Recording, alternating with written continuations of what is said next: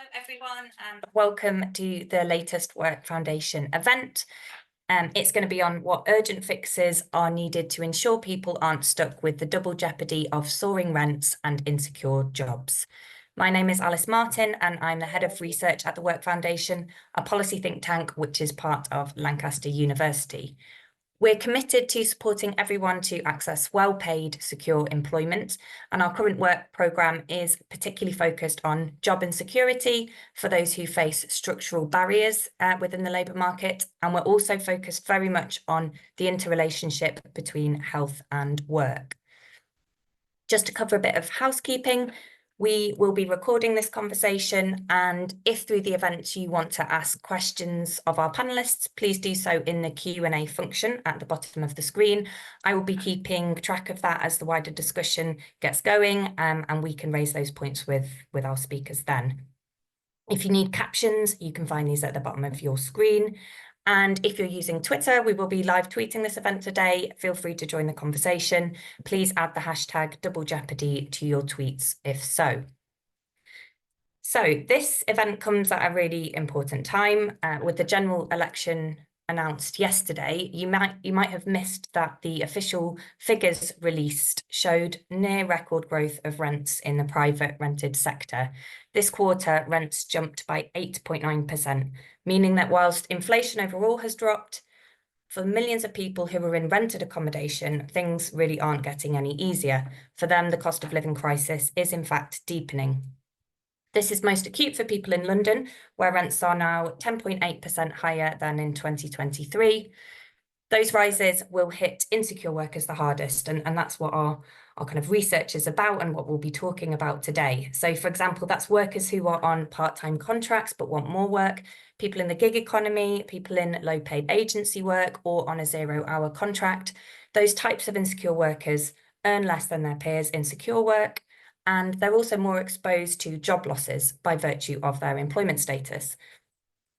We found that only 30% of employers are preparing to give above inflation pay rises this year. We found that out via a survey that we ran recently with our friends at the Pentland Centre, part of Lancaster University. And that really indicates that this problem could be getting worse before it gets better. Rents are going up, wages aren't keeping up, and for people in insecure jobs, it's a really tricky time. Our findings were cited by Lord Malsford in a House of Lords debate on the Renters Reform Bill earlier this month. And whilst it is good to see this debate happening, there's been inaction on both employment rights and housing for years now, meaning that we are really hitting a crisis point. So I know that our fantastic speakers today will contribute to a really rich debate on the change that's needed. We have an expert panel to discuss the briefing. We have Ben Twomey, the Chief Executive of Generation Rent, where he campaigns for private renters to live in quality, secure and affordable homes. And we're also joined by Lisa Doyle, Head of Research and Policy at the Trussell Trust, which aims to achieve policy change to end the need for food banks. Firstly, though, I would like to introduce our lead researcher on this project, George Williams, who is going to talk us through the detail of the new research, looking at severely insecure work experiences of private renting. So I will hand over to George now, who has some slides to share with us. Thanks, George. Everyone, thanks again for attending today. Let me just quickly find my slideshow. Sorry, 1 moment. I will just kick us off. Right, I'll just kick us off. So yes, so in essence, this project sought to look at the convergence of two forms of precarity that unfortunately are very prevalent in the UK today: insecure work and life in the UK's private rental sector. So looking firstly at the PRS, the private rental sector, there are 4.6 million households in the PRS, which amounts to around 20% of all households, a figure which has more than doubled since the turn of the millennium. Since late 2021, private rental inflation has skyrocketed, as Alice sort of referred to a second ago. The latest ONS figures published yesterday reveal that private rental growth stands at a near record 8.9%, which leaves renters having to find £103 more a month than they did last year.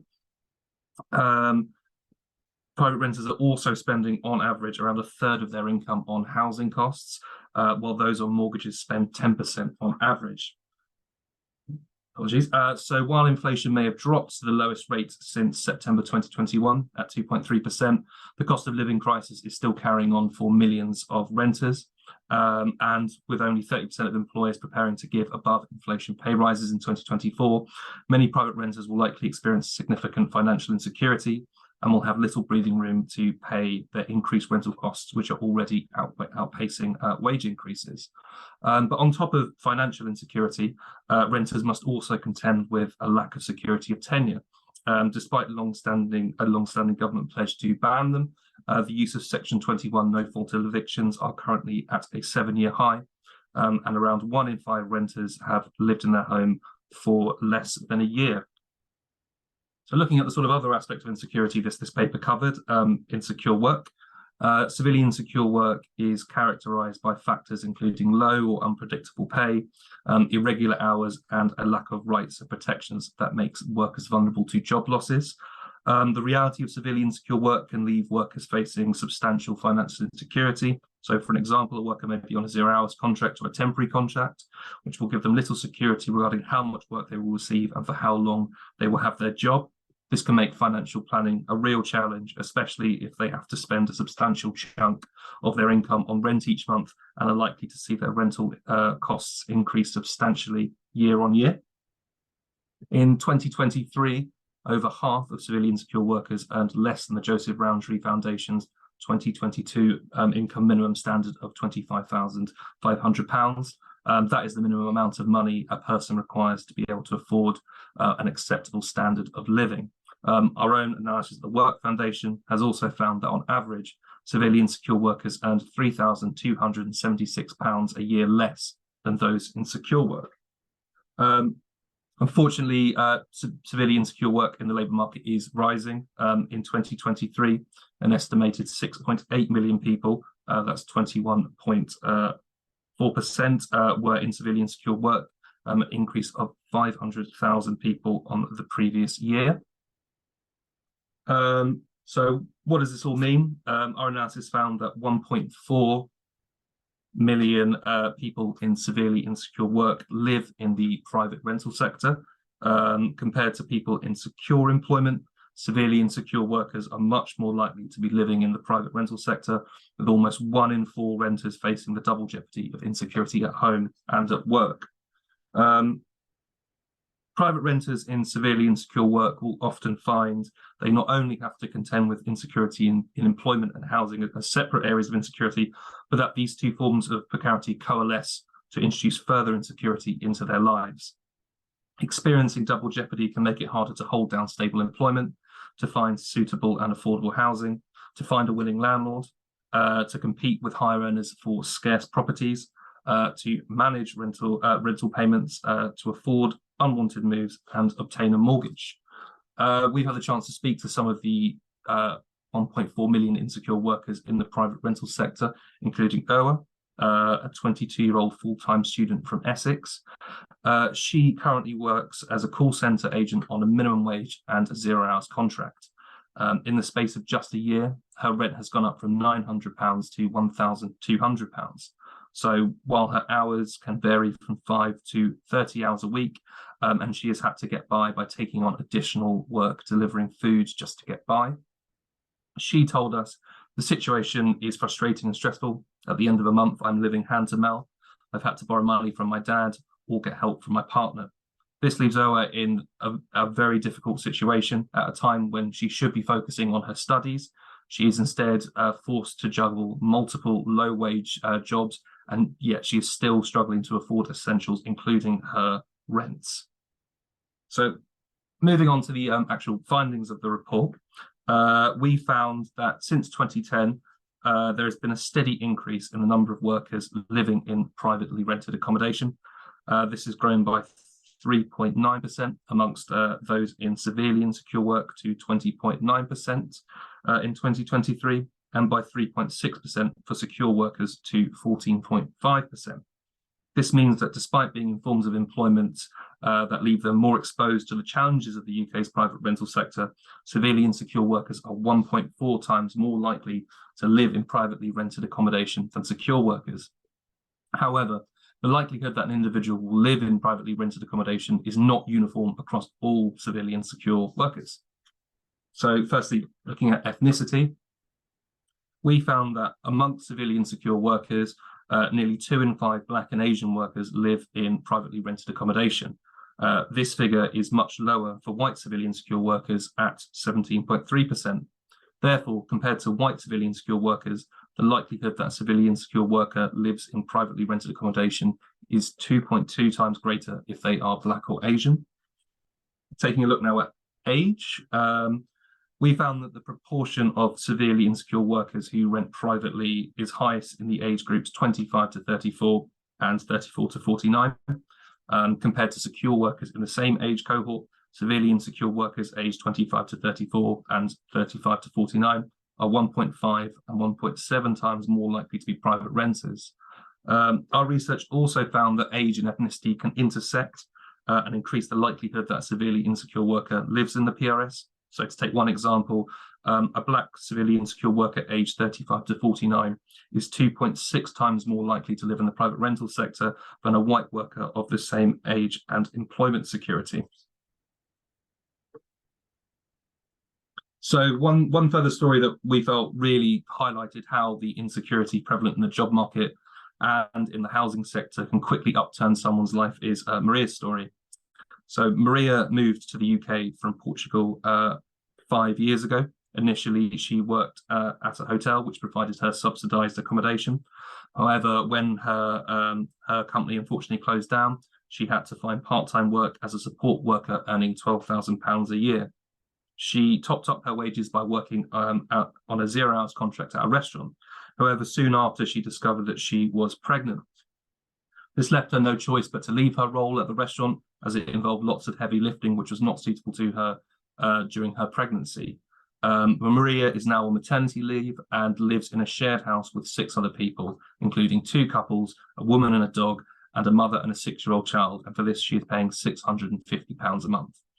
Although she will receive some support through universal credit, maternity pay, and child benefit, she does not know how much money she will receive, and she is worried that it may not be enough to support her while she recovers from having her baby and may not be able to allow her to afford to pay her rent.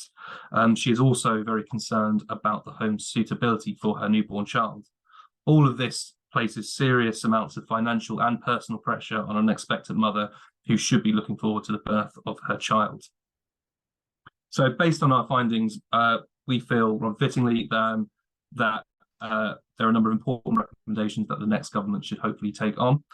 This includes bringing forward an employment bill, which we believe should cover things including addressing employment status, guaranteed minimum working hours, creating a single enforcement body, reforming statutory sick pay, and making flexible work a day one right rather than a right to request.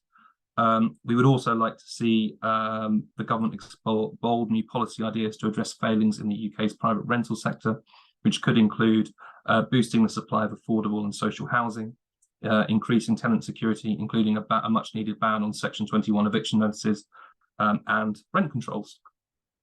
That's brilliant. Thanks very much, George. Yeah, that was a really helpful overview of the findings, and I think it really hammers the point home that this is reaching crisis point now for lots of people, and it's really not a sustainable system. So I would now like to invite Ben Twomey, Chief Executive of Generation Rent, to respond to our findings. Generation Rent were really supportive of this work as we started developing it. So thank you very much, Ben, to you and your team for that. Over to you. Thanks you. Thanks so much, Alice. And thank you, George, for that presentation. We are hugely supportive of the Work Foundation's work on this, the way that you've shone a spotlight on that double jeopardy, as you call it, the fact that you have insecurity in work and in the home is causing so much misery and suffering, and so much of it doesn't need to take place. I often speak on radio or in the media and TV about being a renter, but I don't often get to speak as an employer as well. And I think what this event does really well for anyone who's here in a work capacity, or even just thinking about the work that you're involved in, just think about what you can do about that insecurity and how that might continue to cause problems in the home as well as in the workplace. One of the simple things I'd recommend straight away, if you're not a living wage employer paying the real living wage, then please do go away and think about that, whether you're the employer themselves or you're just working in this place. Start that conversation about the real living wage, because we're a living wage employer at Generation Rent. We think that's really important, just as to give a bare minimum, I think, as the floor from which you're seeking to raise people up from. Sorry, that was slightly separate to the renting conversation, but I don't often get to speak as a manager as well. So renting, of course, as you know, it's incredibly insecure. We were hoping that that was going to be fixed. It was in the government's manifesto back in 2019 to create a fairer private rented sector, to finally end Section 21 no-fault evictions, which is a type of eviction where you have to be out of your home within 2 months, and it can be land on your doorstep with no reason whatsoever needed to be given, and through no fault of your own as a renter. That's continued to this day. We get one of those about every 15 minutes that someone's facing another no fault eviction. And obviously, we've just had the election called, so I think it's highly unlikely. It's being negotiated right now whether or not they can push that bill just over the line. If they do, chances are we'll be fighting it anyway. We supported it at first, but over time, it's been so watered down in its process through Parliament, through a small number of MPs putting in anti-tenant amendments, basically trapping us into these insecure conditions, that we think it needs to be started again, basically. So whichever party takes over or continues in the next government, then they need to basically treat this as a top priority and start from scratch to properly give us security in our homes. When we talk about security, I just want to talk about how it feels, I suppose, to be in a home. I'm a renter myself, but for the 12 million private renters in England, how it feels to not be able to have that security in your home. For someone that I met called Alex, who's a renter who we arranged to meet with the Mayor of London recently, she was evicted through a no-fault eviction. It happened around discussions to do with a rent rise as well, which was disproportionate, which is why the comment about rent control is really important. But she was evicted and moved to a new home. I met her in her new home, where she was very happy, actually. She seemed to have a nice landlord. She seemed to be settled in. She'd got flowers everywhere and plants that she was raising much better than I could manage to do. But the feeling had followed her that actually she felt nervous all the time that at any moment, landing on her doormat, she'd get another Section 21 eviction notice. And she actually felt more nervous now that she knew her rights, because she'd gone through this process. She felt more nervous knowing that it could happen than she had done before, when she was blissfully unaware. She thought she'd just do what she's supposed to do as a tenant, pay her bills, look after the place, and she'd be fine. So this is one of the few areas in our society where the more you know about your rights and your protections, the less confident you become, because those rights and protections are so minimal as well. So just to give you the example of a coin flip, and I'll finish with this point. If you were to flip a coin and you put your life in the hands of that coin, then you can understand how that would feel, very disempowering, how it would feel anxiety inducing and all of that. But you flip a coin in the private renter sector and you've got a 50-50 chance that you will be paying more than a third of your wages pre-tax straight into the pocket of your landlord. That's what half of the renters, myself included, have that risk when we enter a tenancy, that we're going to pay more than a third of our wages. You flip a coin and you've got 50-50 chance as a renter that you're going to be out of the home within the next 2.5 years. That's on day one of starting a new tenancy in the UK. It's clearly not a long-term or stable place to be. And you flip a coin, and if you're being evicted for a no-fault eviction that I've just talked about, then there's a 50-50 chance that you made a complaint to your landlord within the last 6 months.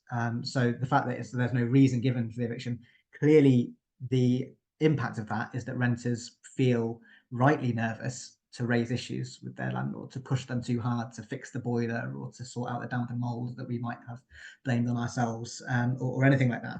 So it really is flipping a coin on a lot of these things to know whether you're going to be in a good situation or a bad situation. There's so little decent information out there when we start a tenancy anyway about our landlords, that we find ourselves in this situation. So if you're in insecure work too, and there's the risk that that work disappears, you're not getting your paycheck when you expect to get it, then you're in a whole world of trouble in private renting. It's not a place where you can safely and securely feel comfortable that you have the ability to put down roots or to grow your life from there. So we'll talk about some solutions later on, I'm sure, but I just wanted to give a flavour of how this feels like entering private tenancies, entering insecure work, feels like you have no choice to do it. But even while doing it, you're basically gambling with your future because of the lack of protections as well. So I'm really interested to hear what the audience here have to say as well, and the other speakers when we get into the discussion. Thank you. Thanks very much, Ben. Yes, and we welcome you taking that dual view as in your campaigning capacity as a renter and also as an employer yourself.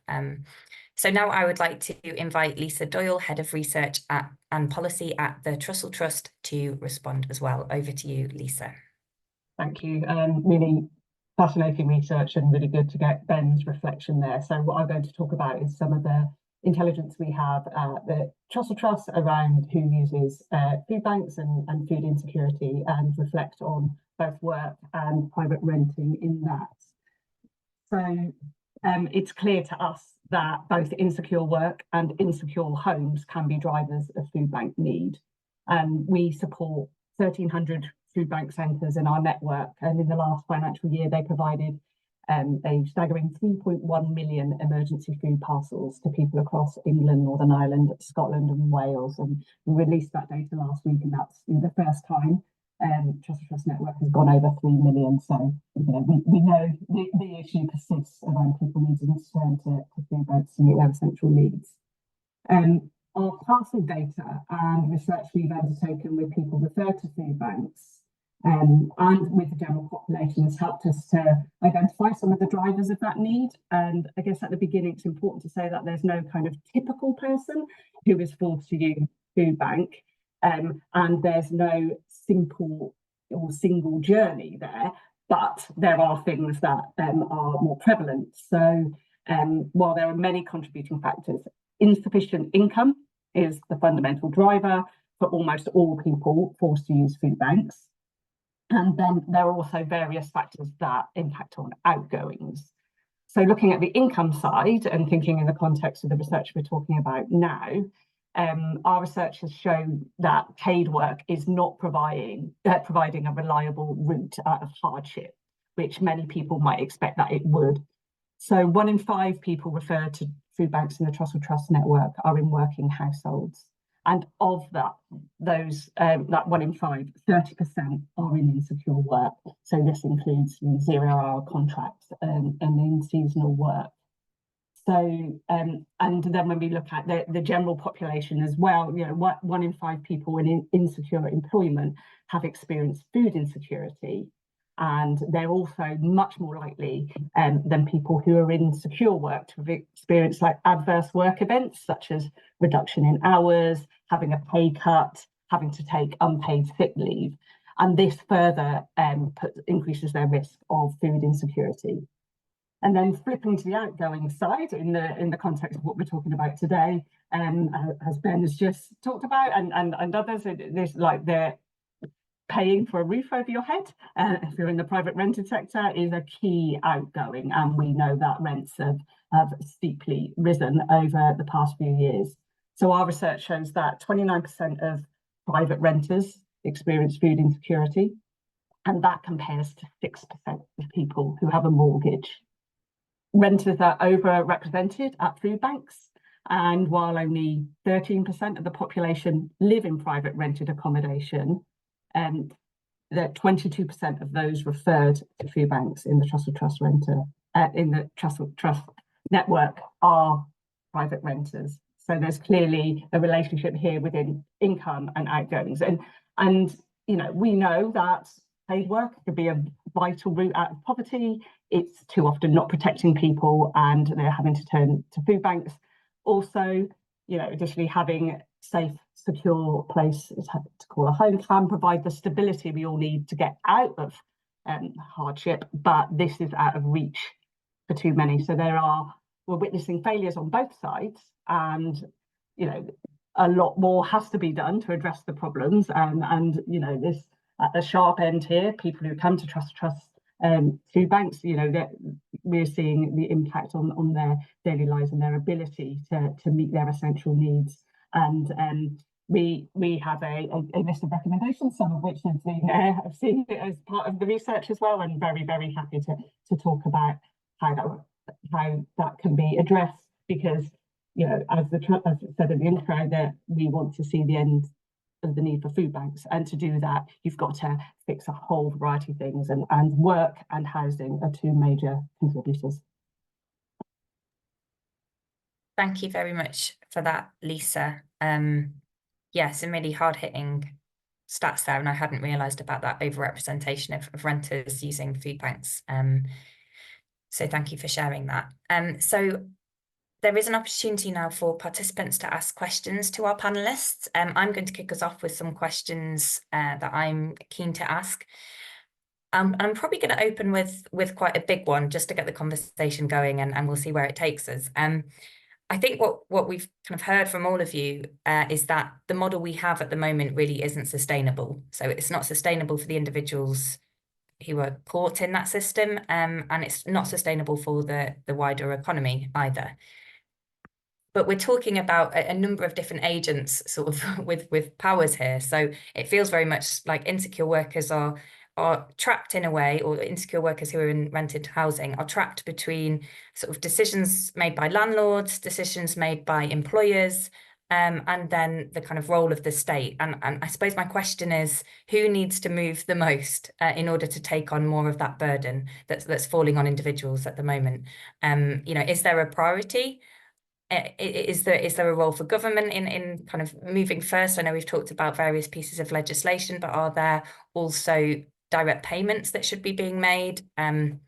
Yeah, who needs to move the first? Who needs to make the first move? And I feel like answers from all of you might be slightly different on this one. So maybe I will hand over to you first, Lisa, because we were kind of hearing from you last.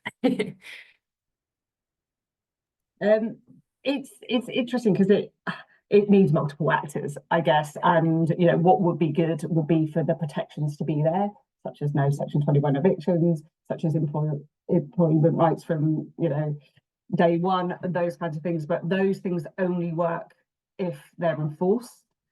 So and recognise that's the statutory sector as well. But if you look on the housing side, if their duty falls on local authorities, then they're finding it increasingly difficult to do enforcement. But it feels like some of the fundamental issues are around our central government, around legislation, around protection of people's rights, both in the workplace and in the rented sector. And they also would have the ability to help to ease some of the pressures in the rented sector through the building of social homes and those kinds of things.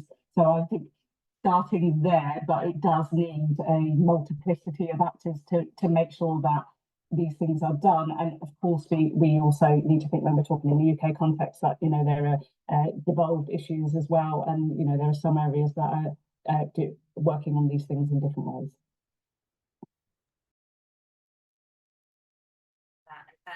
Your thoughts?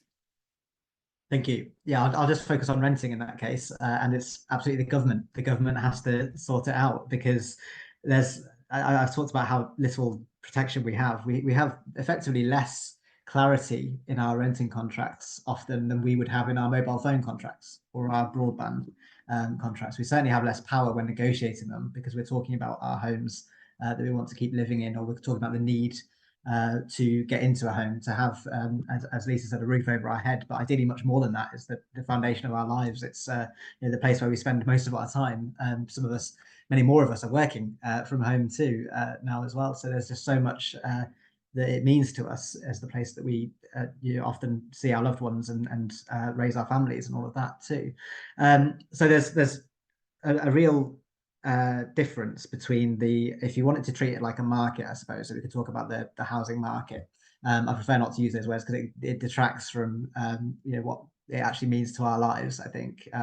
But if you did, let's say you went down that road, you just talk about consumer protections, and the consumer protections are so minimal because you can be kicked out at any moment for no reason. As I said, you can have your landlord raise the rent at any moment for no reason to pretty much whatever they want. If it's written into the contract that there's a rent review clause, then they can just do that. you get such limited time in which to respond to these things. So there's no sense of negotiation, not to mention that if you do negotiate, then they can still kick you out. They can still raise the rent anyway. But you get kicked out with 2 months notice in England. In Scotland, it's 3 months notice. In Wales, it's 6 months notice. So there are ways in which a government can change those things. Here, when you raise the rent, you have to give, if you're going to formally raise the rent, so it's not been agreed between you and your tenant as a landlord, you have to give 1 month's notice in which to do that. So just 1 month in which a person can decide, right, am I able to pay this? Do I need to look to try and move out within a month? Am I going to fall into rent arrears if I try and just stay in and agree to it and then find somewhere after that? Such limited time that you find yourself basically, you've got a sort of Damocles hanging over you constantly. And sure, we could get lots of good landlords who say, right, that's it, I won't raise the rent at any moment, or I won't just kick you out for no reason, and you're welcome to complain and force me to treat your boiler as a priority, that sort of thing. We could get lots of those good landlords, but there'll still be some who have such a power imbalance because of the nature of the law that they can exploit it. And there can even be good landlords right now. I've spoken to many of them. There's people who refer to themselves as good landlords who say, well, you know, I did kick them out with 2 months notice, but that's because I had to do this, that, and the other. To me, it doesn't matter. The impact on the tenant is exactly the same. I don't care if there's a perfectly legitimate reason to move in. That's why there needs to be protections from government so that tenants don't suffer the worst impact when that happens. At the moment, it's all you can do everything by the book and still cause enormous harm, still end up with 150,000 children in temporary accommodation, a leading cause of which is these Section 21 no-fault evictions. So if you can do all that by the book and still cause that harm, then you've got to rewrite the book, haven't you? So, and only the government has that within their power. Yeah, I think those are really good points. And also it's made me think about the fact that what we've seen here are basically two trends happening simultaneously, and we're just getting to a point now where they are becoming unsustainable. So the fact that work has been getting more insecure, I mean, over a long period that's been happening, but also, you know, whilst work had become a little bit more secure in recent years, as George was alluding to, basically since the pandemic, part of our pandemic recovery is actually seen as increased work insecurity for workers. And so it does feel like there's a particular point now where, you know, where politicians really need to move on this. George, I suppose in terms of the findings, I know that one of the most interesting things that we felt came out of it were the different worker groups who are being exposed to insecure work, and the fact that they are also the ones that are most likely to be in private rented housing. Do you think that there's an opportunity now to be thinking about policy that is directed at sort of leveling things up and providing more equality for those groups? And what do other panelists kind of think of that, and whether there's any kind of direct measures that would be there to support particular groups? So, for example, young people we can see are particularly exposed to both of these trends. Yeah, I think it's a really important question. Clearly, in our research, it definitely came out that ethnicity and age were by far the most sort of biggest factors when it came to looking at who's most likely to be in civilian secure work and who's most likely to live in the private rented sector.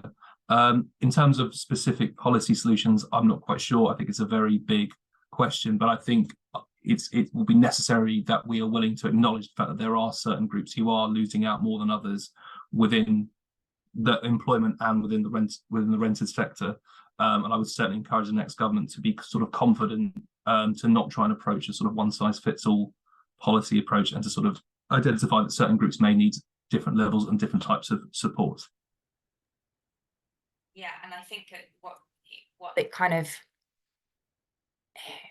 really makes us think about that are the people that are most exposed are probably some of the groups with the least amount of leverage with the various, you know, actors that we're talking about, landlords, employers, and government, which again points to a greater role for government in intervening here and raising those kind of minimum standards to provide people with some more security.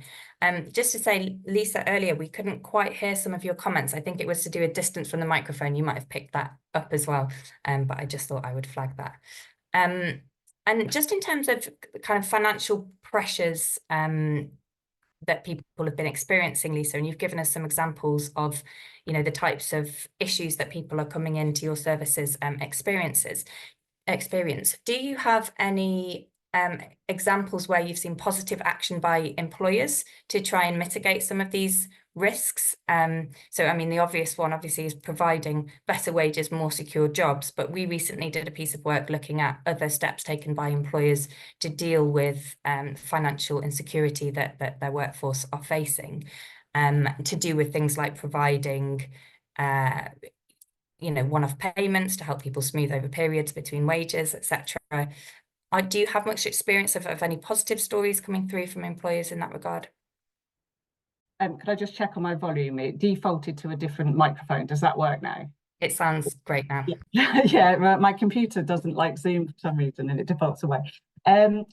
We don't do that much work. I'm trying to think about it, employer-facing work. One of the things that we think really needs to be done, thinking from the kind of DWP employment support angle, I think is something to think about, because we can see that social security isn't working in many ways to help people afford the essentials, but also that the kind of exercise of getting people into work is very much seen as not tailored, not supportive, like the any job over a job that is suitable for you, that provides the hours you need, that where the DWP has thought about what the employer might be able to offer the person doing that. So there obviously is an issue around wages and about reliability, but also that coming from when you talk about sort of smoothing things over, like when you've lost work and sign on to universal credit and if you've got your 5-week wait, then that's clearly very problematic, and that can set people up into debt very early on, and then if they get employment, and then they're playing catch up. So we'd very much want to see things available and money available from day one, and that employee support offered by statutory agencies, thinking about the types of jobs that are most suitable for people and that have a chance of them staying there long term and not having to turn to food banks or not having to struggle.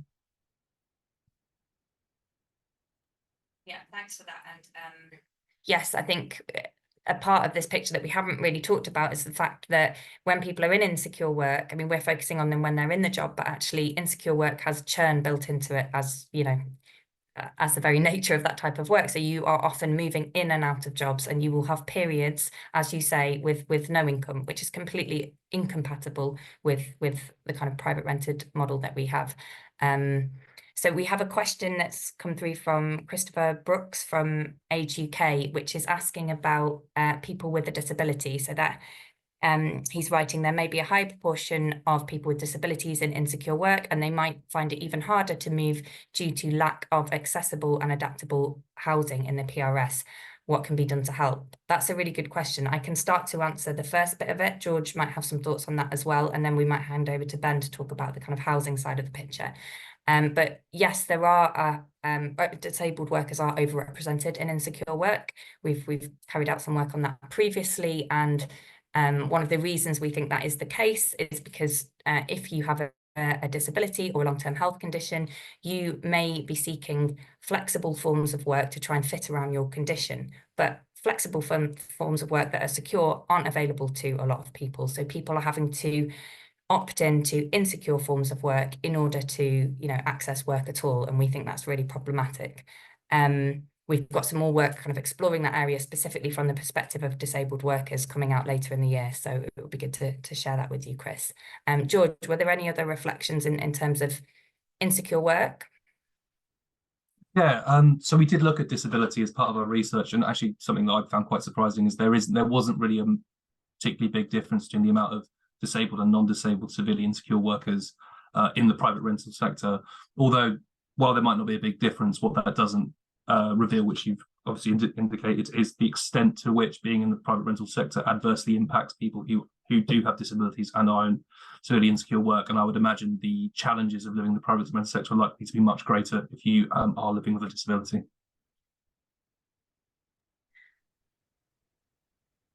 Can I come in, Alice? Thanks very much. Yeah, thanks for the question, Christopher. It's it's an area where it's becoming, as the private rented sector grows and grows. We're now at about double the size of the private rented sector than 20 years ago, and it's 1 in every 5 people are living in a privately rented home. Then the challenge is that where you have a private rented sector that's basically mercenary at the moment, that will try and move with the currents of how to get as much money out of the property as possible, how to make sure that that property is able to introduce churn. You were talking about, Alice, churn in the working environment, but there's also churn in evictions, because actually it's often people may be willing to pay more as a new tenant than they would be if they feel like they're in a home already, and they can't afford a large increase. Obviously, you could say, well, you can't afford it in your home, so I'll just put it out to the highest bidder elsewhere. So that the eviction comes into play there. And for people with disabilities, it's a massive problem. That statistic that I said about expecting to be out the home within 2.5 years because you're an English renter, whereas in Germany, where they have a large private renter sector as well, 11 years is the average tenure. So you can actually begin to settle in and put down roots and not and know that you're secure in that home as well. As people get older as well, so you introduce potentially more disabilities and more mobility issues too. The adaptability of privately rented homes is a major problem. I think Christopher alluded to it in his question anyway. But the fact that you might need to refit a kitchen or stairs or anything like that becomes a challenge. I had a challenge just trying to get my landlord recently to fit in a shower rail when I moved into a new home, knowing that it wasn't a wet room. You need to get a shower rail for the shower curtain. And if you didn't, then the wet room was contributing to some mold issues that I'd identified even just before I moved into the property, but I had to move in. And I've had to pay for that myself because they basically said, well, you took it as you saw it, and that's that. Even though I knew it would protect the property more to have that that rail and that curtain in there. So I can only imagine what it's like trying to change, make more significant changes to a property, especially if the landlord thinks this is a short-term money maker and they don't want to invest in those changes. And then as people get older, if they're lucky enough to find themselves able to get a mortgage, for example, with a home, which is taking people longer and longer. It takes an average of 10 years to save for your deposit, even for a mortgage, let alone then making those mortgage payments across the country. It takes an average of 20 years if you're in London to save a deposit for a London home. Then actually we're finding more and more people are paying their mortgages into retirement age. And that's where the insecure work might have caused them problems originally, but then they're in even more of a pickle because they're finding that their pension doesn't cover a rent that seems to go up and up and up. So you're only going to end up with the combination of these factors with more and more people who are in private renting, which is completely inappropriate for them. And they aren't able to find anywhere. There's no bargaining chip. There's no, okay, well, we're going to leave this and we're going to find something else because there's not the social housing that there once was. There's not the ability to buy a home because deposits are so high and the rents are so high that they're keeping us from saving for that deposit. And then the only other option is temporary accommodation. And we've seen how that, if you can call it an option, has been used to the extent of record numbers of people, record numbers of family living in temporary accommodation. Again, a completely inappropriate place for anyone to be, let alone children, let alone people with disabilities. But private renting is just not doing the job of giving people that fundamental need to have a home. Yeah, thanks for that. And I'm going to actually come to all of you soon to have some kind of concluding remarks and to really put a final point to a potential future government on what should be done. But I just want to reflect on some of the points that came up there, which are that these two factors, if you're living with them for a very long time, if you're living with this type of insecurity in home and at work for a long time, that will have detrimental impacts on your health. And this is an area of work that we're increasingly starting to look at the Work Foundation. We're noticing that as we have these longer working lives, and we're potentially in poor quality work for longer periods of our lives, there are problems that can occur, across a lifetime as a result of that. And one of the issues that we're seeing in the labour market is that more and more people are actually leaving work entirely and becoming economically inactive due to ill health. We don't know the causality between, work quality and that state. exactly, but we can certainly say that living with these types of insecurity does have detrimental effects for health, and it could, it could make employment unsustainable for people over the long term. So that's an area we're really keen to do some more research into. So in terms of sort of wrapping up our conversation with a kind of message, I suppose, for an incoming government that we know we're going to have later in the year, not too long away now, what would be the kind of one policy priority that you would put to them? And I'm going to make you say one. You can be crafty about the way you pull that together, shall we say. But yeah, it would be great to hear that. And Ben, also, could I ask you, when I come to you, there was a question that I haven't addressed yet, that I've seen in the Q&A, which is around the potential impact of reducing the flexibility for landlords. Will that impact levels of investment in the PRS as well? It'd be great if you could try and wrap that into your response. I think I will come to... Who should I come to first? Is anyone feeling ready? George, I'll come to you first. Great. Yeah, well, yeah, I guess I'm going to cheat now and say what is needed is a new employment bill. I mean, this is something the Work Foundation's been saying for a long time. For years, there's been talk of new employment bills from the Taylor Review onwards, but employment always seems to be kicked into the long grass.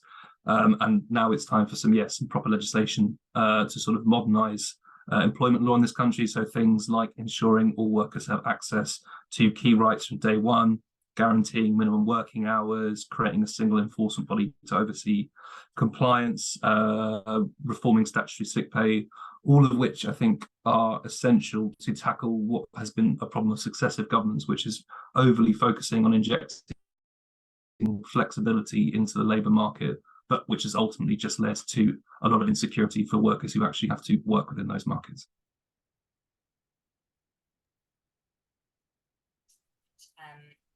Ben, I will pass over to you next. And I would say there is another housing related question that's come in. I don't know if you're able to see the Q&As as well, but they are asking, do we need to focus on better practices for private landlords, for example, with more regulation, or concentrate on a different solution, for example, social housing or housing association provision? Another question related, it's obviously a hot topic of interest for people. Do you think private tenants should have the right to buy their home in the same way as council tenants? So I will let you I will allow you answer those questions before coming to your...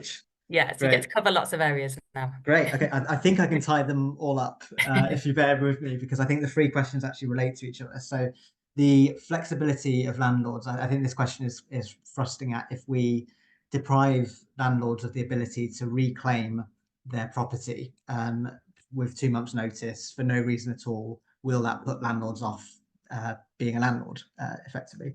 My answer to that would be, I don't want a landlord who is going to kick me out for no reason in 2 months. So I think there's no loss to the sector of getting rid of a landlord that can't think of even a reason and give a bit more time to make sure that we're not made homeless. Those landlords shouldn't be in the sector. And unfortunately, that's enabled by the government at the moment. But lots of reasonable landlords that I've spoken to have been comfortable with the idea that, yes, we can give someone a bit longer in which to move out, and yes, we will have, if we're going to need someone to leave, we will have a legitimate reason. We will, be wanting to move in ourselves or our family member, or we will want to sell the home, for example.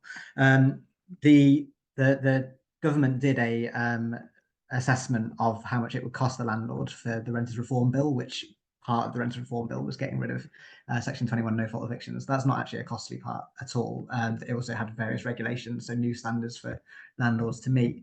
But they discovered per property, it would be £10 per year per landlord would be the cost of the bill in terms of financial impact for landlords. So it shouldn't really be off-putting in sort of a monetary sense, but maybe it's like that property rights thing. So this is our home, it's not your home as the tenant. That's part of the problem, I think, with the way that we frame our tenures, because we're always going to be second-class citizens in that sense. We don't get to have our own home that we look after and enjoy to its full. So that's one of the ways in which the government tried to remove these fears. There's also, it's happened. There's no no-fault eviction for no reason in Scotland. There's that's since 2017. There's none in Wales. You can't again you can't kick someone out in just 2 months in Wales. You can do it through no fault and no reason, but you get 6 months notice. So it's two different ways in which those countries have changed things, and both of them, there's still a massive private rented sector. There hasn't been a decrease in the number of privately rented landlords. The problem is that the landlord lobby has used this as a bit of a stick to beat the government with and to hold hostage the idea that if you strengthen tenants' rights, then we'll all sell up, which leads nicely to the next question about private tenants being able to buy their homes. I think that would be a really good way. One of the things that they could do, where they say if you're going to sell your home, you should offer first refusal to the tenant that's already sitting. There should also, given the fact that we've got so many private renters, millions and millions, there should be a way in which private renters can sell without needing to evict the tenant, because they might sell to another private landlord, they might sell to social housing. And if they don't, even if they don't, and there has to be the tenant kicked out, then again, we've just asked that there's that bit more time, 4 months notice as a minimum, in which you can find a new place. And then the difference between the types of tenure, I think the question was. So, are we looking to improve private renting, or are we actually looking to remove private renting and get more of everything else? I think overall, there's a place for private renting, which actually relates to work, which is about the flexibility of the workforce, being able to move around, and that's a large part of why it would be helpful when you're empowered and you have enough money and rights to be able to know where you need to be and to move there quickly. Then absolutely fine. What it doesn't work as is a kind of service of last resort. It's not social housing. It's not got the promises of social housing, which is to keep social rents, to keep rent low. And so actually increasing social housing again and affordable housing is a really, really important way of doing this. If private landlords choose to leave the market, then effectively what private landlords currently do is they outbid other types of buyer. So they outbid social housing to buy a property. They outbid first-time buyers to buy a property. They don't generally build. There's not really this idea that private landlords are out there building homes. They're not increasing supply. They're just taking up certain homes. So I think if you get those protections right, then it's not the end of the world if private landlords choose to leave. But if they choose to leave, they shouldn't pretend it's because they've been priced out or because tenants have demanded the outrageous rights to a property. No, we're just talking about some basic protections here. So if they choose to leave, then they should know that they're doing so, as they could in any market. But because this comes with such responsibility, because it's homes, then maybe it's not for them, and that's fine. I think you're fine to go. Just try not to make your tenants homeless while you do it if you're a landlord, I think. So just to finish on that point, Alice, sorry, that was a few questions wrapped into one. My fundamental ask would be to reduce insecurity. You've got to stop the ability for tenants to be kicked out of their homes when they've done nothing wrong within such a short time frame. So you end Section 21 no-fault evictions in England, and whatever you replace them with has a notice period of at least 4 months. And in order to stop economic evictions, which are going to affect people who don't have savings, that's half of private renters don't have savings beyond the next month's rent. If you're going to stop economic evictions, you need to limit the way in which you can raise the rent. So we think that you should only be able to raise the rent once in a year, so you can't just do it multiple times. We think that if you're going to raise the rent, it should be for more than 1 month's notice. Maybe 4 months would be appropriate again, so that the tenant has the time to consider their options with this rent rise. And there should be some sort of cap on the absolute limit of what you can raise it by, because at the moment it's gone through the roof. As you say, it keeps outpacing wages. In a grand sense, that means that more of our working wages, more of our wage economy money is going straight into those that already have wealth, who already have the asset of the property as well. That's not really a good system to have. But more than that, for the individuals, that means that over time we're driven further and further away from the ability to buy our own homes, which is what many private renters want to do, and to have some sense of control over our property. So you need to put a cap on it. We think that should be linked to wage growth and CPI. So whichever the lowest is where the rent cap should be. It's interesting, when landlord costs go up, renters' costs go up. When we make more money as renters, our rents also go up. But there's no point in which, when those things are reversed, our rents actually go down. It never goes back. So we're constantly facing rising costs and more of a proportion, which is already a third, as I said, of our wages, going straight into the pockets of our landlords. So all of those things combined basically make it so that, in a nutshell, you have a more secure system. They could only do that through government intervention, and they can have a bill, call it a renters reform bill if you want, come up with a new name when we get to the new parliament if you want as well. But you need a bill like the employment bill that George was talking about to come through and give us security in our homes. Thank you very much for that. You've covered a great amount of ground, but I think what has really crystallised there is that we will be looking out for potentially a new bill under a new government. And I think that issue of there being this direct transfer of money over from employers essentially to landlords, missing out the bit in the middle, which is the individual who could be using that to save for their future, who could be using that to spend back into the economy to generate the type of growth that, you know, politicians are really keen that that we generate. So I think that's a really good kind of wider point to have made as well. Lisa, I will give the floor to you. I could be really, really cheating then and say an employment and renter reform bill.